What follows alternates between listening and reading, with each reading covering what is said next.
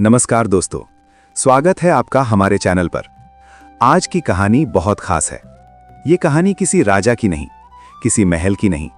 ये कहानी है एक ऐसी औरत की जो रात के घुप अंधेरे में अकेली निकलती है, सिर्फ इसलिए कि उसके बीमार पति को पानी चाहिए। बस पानी। लेकिन ये पानी उसे मिलेगा या नहीं, ये तय नहीं करती प्रकृति, ये तय करता है समाज। ये कहानी है जाति की दीवारों की, इंसान की बेबसी की और उस दर्द की जो सदियों से दबाया जाता रहा है। तो दोस्तों, आराम से बैठ जाइए, आंखें बंद कीजिए और महसूस कीजिए इस कहानी को। शुरू करते हैं। एक छोटा सा गांव, मिट्टी के घर, खपरेल की छतें, टूटी हुई दीवारें और उन दीवारों के भीतर सदियों से दबी हुई जिंदगियां। इस गांव के एक कोने में एक छोटी सी झोपड़ी थी। झोपड़ी के बाहर न कोई रोशनी थी, न कोई रौनक, बस एक मिट्टी का दिया था जो हवा के हर झोंके के साथ कांपता था, जैसे उसे भी डर था कि कहीं बुझ न जाए। और उस झोपड़ी के भीतर एक आदमी पड़ा था। उसका नाम था जोखू। जोखू एक दलित मजदूर था, उम्र कोई 40 के आसपास, जिसने अपनी पूरी जिंदगी दूसरों के खेतों में खटकर गुजारी थी, जिसके हाथों ने हजारों मन अनाज उगाया था, लेकिन खुद उसके घर में हमेशा फाके रहे। आज वो बीमार था। बुखार इतना तेज था कि उसका पूरा बदन आग की तरह जल रहा था। माथे पर हाथ रखो तो लगे जैसे तवा छू लिया हो। आंखें लाल थीं, होंठ सूखे थे और गला इतना सूख चुका था कि बोलने में भी तकलीफ होती थी। वो बार बार करवट बदल रहा था, बार बार करहा रहा था और बार बार एक ही बात कह रहा था, पानी, जरा पानी दे दो, बहुत प्यास लगी है। उसकी पत्नी गंगी पास बैठी थी। गंगी एक साधारण सी औरत, सांवला रंग, पतला बदन, माथे पर मेहनत की लकीरें, आंखों में थकान, लेकिन उन आंखों में एक चमक भी थी, एक जिद की चमक, एक मां जैसी ममता की चमक। वो जोखू का माथा सहला रही थी। उसने पास रखे मटके में हाथ डाला, मटका खाली था। उसने घड़े को उठाकर देखा, उसमें भी बस कुछ बूंदें बची थीं। वो बूंदें उसने जोखू के होठों पर लगा दी। लेकिन ये क्या काफी था? नहीं, बिल्कुल नहीं। जोखू फिर बोला, पानी, थोड़ा और पानी। गंगी के मन में एक हलचल मची। पानी लाना होगा, अभी, इसी वक्त। लेकिन कहां से? दोस्तों, यहां थोड़ा रुककर उस गांव को समझते हैं। उस जमाने में और आज भी कई जगहों पर पानी सिर्फ पानी नहीं होता था। पानी एक अधिकार था और यह अधिकार सबको बराबर नहीं मिलता था। गांव में कई कुएं थे। एक कुआं था ठाकुर साहब का। ठाकुर साहब गांव के सबसे रसूखदार आदमी थे। बड़ी जमीन, बड़ा घर, नौकर चाकर और सबसे बड़ी बात, जाति का गरूर। उनका कुआं गांव का सबसे अच्छा कुआं था। उसका पानी मीठा था, साफ था, ठंडा था। लेकिन वो कुआं सबके लिए नहीं था। उस कुएं पर सिर्फ ऊंची जाति के लोगों का हक था। दलितों के लिए, जोखू और गंगी जैसे लोगों के लिए उस कुएं पर जाना मना था, वर्जित था। और अगर कोई चला भी जाए तो ठाकुर के लठैत उसे ऐसा सबक सिखाते कि जिंदगी भर याद रहे। एक और कुआं था, साहू जी का। लेकिन साहू जी का कुआं भी दलितों के लिए नहीं था। और गांव में जो एक सार्वजनिक कुआं था, वो इतना पुराना और गंदा था कि उसका पानी पीने लायक नहीं था। उसमें मेंढक थे, कीड़े थे, सड़ी हुई पत्तियां थीं। तो गंगी क्या करे? वो जहां भी जाए, दरवाजे बंद है। वो जिस भी कुएं की तरफ जाए, जाति की दीवार आड़े आती है। लेकिन जोखू को पानी चाहिए था, अभी, इसी रात। गंगी ने सोचा और फिर उसके मन में एक विचार आया, एक खतरनाक विचार। रात के अंधेरे में चली जाऊं, जब सब सो जाएं, जब कोई देख ना रहा हो, ठाकुर के कुएं से पानी भर लाऊं, किसे पता चलेगा? ये विचार आते ही उसके मन में डर भी आया। अगर पकड़ी गई तो? अगर किसी ने देख लिया तो? ठाकुर के लठैत क्या छोड़ेंगे उसे? लेकिन फिर उसने जोखू की तरफ देखा। जोखू की आंखें बंद थीं। वो बेसुध पड़ा था। उसके होंठ कांप रहे थे। उसका बदन अभी भी जल रहा था। गंगी का दिल भर आया। उसने मन में ठान लिया, चाहे जो हो, पानी लाना ही होगा।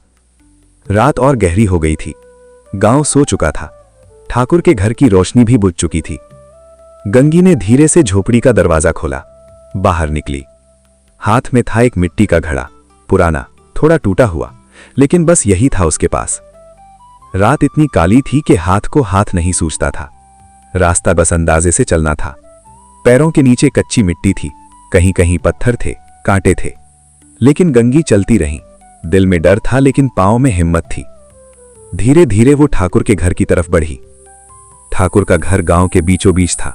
बड़ा घर, पक्की दीवारें, बड़ा दरवाजा और घर के पीछे वो कुआं। गंगी ने चारों तरफ नजर दौड़ाई। कोई नहीं था, सन्नाटा था। उसने धीरे धीरे कदम बढ़ाए, दीवार के साथ साथ चलती रही, सांस रोककर, जैसे अगर जोर से सांस ली तो कोई जाग जाएगा। कुआं सामने था। गंगी रुकी। एक पल के लिए उसका दिल जोर से धड़का। ये कुआं उसके लिए नहीं था। ये बात उसे बचपन से सिखाई गई थी। उसकी मां ने सिखाया था, उसकी दादी ने सिखाया था, गांव ने सिखाया था, समाज ने सिखाया था। तू नीची जात की है, तुझे यहां आने का हक नहीं। ये आवाजें उसके कानों में गूंज रही थीं, लेकिन साथ ही जोखू की आवाज भी थी, पानी, पानी दे दो। गंगी ने हाथ बढ़ाया, रस्सी पकड़ी, घड़े को रस्सी से बांधा और धीरे धीरे कुएं में उतारने लगी। रस्सी की घर घर की आवाज रात के सन्नाटे में बहुत तेज लग रही थी। गंगी का दिल हर पल कांप रहा था। घड़ा नीचे गया, पानी में डूबा, और जैसे ही गंगी ने रस्सी खींची तभी एक आवाज आई। ठाकुर के घर के भीतर से किसी के खांसने की आवाज आई। गंगी के हाथ रुक गए, पूरा बदन जम गया, सांसें थम गई। वो वहीं खड़ी रही, पत्थर की तरह। घड़ा अभी भी कुएं में लटका था, रस्सी उसके हाथ में थी, और वो बस खड़ी थी, डरी हुई, कांपती हुई। एक पल गुजरा, 2 पल गुजरे, कोई नहीं आया। शायद कोई नींद में खासा था। गंगी ने धीरे से सांस ली और फिर रस्सी खींची। घड़ा ऊपर आया, पानी से भरा हुआ, ठंडा, साफ, मीठा। गंगी की आंखें भर आईं। उसने घड़े को सीने से लगाया जैसे वो पानी नहीं, कोई अनमोल खजाना हो। और फिर वो वापस मुड़ी। वापसी का रास्ता लेते हुए गंगी के कदम तेज हो गए थे। मन में थोड़ी राहत थी। घड़ा भरा था, जोखू को पानी मिलेगा। लेकिन तभी उसे कुछ दिखा। कुएं के पास ही थोड़ी दूर पर कुछ था। गंगी ने आंखें सिकोड़ कर देखा।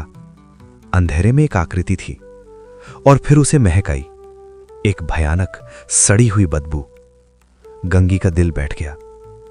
वहां एक मरा हुआ जानवर पड़ा था, एक मरी हुई बकरी जो कई दिनों से वहीं पड़ी थी। उसका बदन सड़ चुका था और वो कुएं के बिल्कुल पास थी। गंगी ने नीचे देखा। उस बकरी का गलीज पानी, वो गंदगी, वो सब कुएं के आसपास फैली हुई थी। गंगी के मन में एक सवाल उठा, क्या ये पानी पीने लायक है?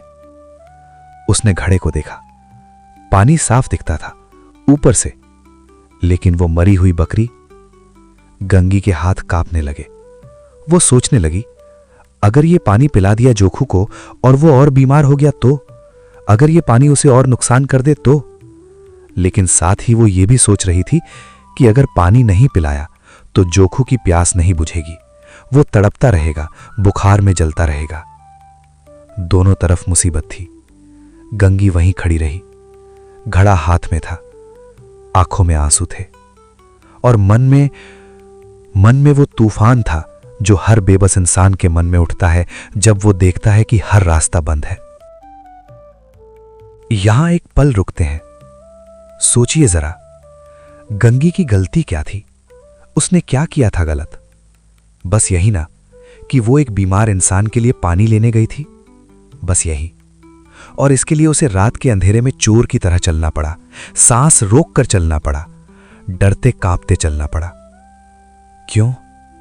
क्योंकि उसकी जाति थी, क्योंकि उसे नीची जात का कहकर समाज ने एक दायरे में बंद कर दिया था, क्योंकि पानी जो प्रकृति ने सबके लिए बनाया, उस पर भी इंसानों ने जाति का ताला लगा दिया था। गंगी वापस आई। घड़ा हाथ में था, लेकिन मन भारी था। झोपड़ी का दरवाजा खोला। जोखू अभी भी वैसे ही पड़ा था, तपता हुआ, बेसुध। गंगी ने घड़ा रखा, जोखू को धीरे से जगाया। उठो, पानी लाई हूं। जोखू ने आंखें खोली। गंगी ने घड़ा उसके होठों से लगाया। जोखू ने पानी पिया, घूंट घूंट, लंबे लंबे घूंट, और थोड़ी देर बाद वो फिर लेट गया। गंगी वहीं बैठी रही, घड़े को देखती रही। उसके मन में अभी भी वो सवाल था, क्या ये पानी ठीक था? क्या मैंने सही किया? लेकिन अब कुछ नहीं हो सकता था, पानी पिलाया जा चुका था। गंगी ने आंखें मूंद ली और उसी टूटी हुई झोपड़ी में, उसी मिट्टी के फर्श पर वो बैठी रही, जागती रही। रात भर जोखू की सांसें देखती रहीं, उसका माथा सहलाती रहीं और मन ही मन भगवान से मांगती रहीं, बस ठीक हो जाओ, बस एक बार ठीक हो जाओ। धीरे धीरे रात कटी, आसमान में हल्की रोशनी फैली, चिड़ियां चहचहाने लगी, गांव जागने लगा। लेकिन गंगी की आंखों में नींद नहीं थी। वो अभी भी वहीं बैठी थी, जोखू के पास। जोखू की सांसें अब थोड़ी स्थिर थीं, बुखार थोड़ा कम लग रहा था। गंगी ने राहत की सांस ली, लेकिन उसके मन का बोझ कम नहीं हुआ था। वो जानती थी, आज नहीं तो कल यही होगा। फिर पानी चाहिए होगा, फिर उसे रात के अंधेरे में जाना होगा, फिर डरना होगा, फिर कांपना होगा, क्योंकि उसके लिए गांव में पानी का कोई इंतजाम नहीं था। ठाकुर का कुआं था, लेकिन वो उसके लिए नहीं था। साहू जी का कुआं था, लेकिन वो भी उसके लिए नहीं था। और जो कुआं उसके लिए था, वो पीने लायक नहीं था। ये था उसका समाज, ये थी उसकी दुनिया, जहां पानी भी जाति देखकर मिलता था। ठाकुर का कुआं सिर्फ एक कहानी नहीं है, ये एक सवाल है। ये सवाल है उस व्यवस्था से जो इंसान को इंसान नहीं समझती। ये सवाल है उस समाज से जो पानी जैसी जरूरी चीज पर भी जाति का पहरा बिठाता है। प्रेमचंद ने यह कहानी बरसों पहले लिखी थी, लेकिन सोचिए, क्या आज हम पूरी तरह आजाद हो गए हैं इस सोच से? क्या आज हर इंसान को बराबर का हक मिलता है? यह सवाल हमें खुद से पूछना होगा। गंगी जैसी कितनी औरतें आज भी हैं जो अपने हक के लिए रात के अंधेरे में लड़ती हैं, जो चोर की तरह छुपकर वो चीजें लेती हैं जो असल में उनका हक है। प्रेमचंद ने कलम से जो दर्द उकेरा, वो दर्द आज भी जिंदा है, और जब तक ये दर्द जिंदा है, प्रेमचंद की कहानियां जिंदा रहेंगी। दोस्तों, अगर ये कहानी आपके दिल को छू गई तो इस वीडियो को लाइक करें, हमारे चैनल को सब्सक्राइब करें और इस कहानी को उन लोगों तक शेयर करें जो साहित्य से प्यार करते हैं, क्योंकि साहित्य ही वो आईना है जो समाज को उसका असली चेहरा दिखाता है। मिलते हैं अगली कहानी में।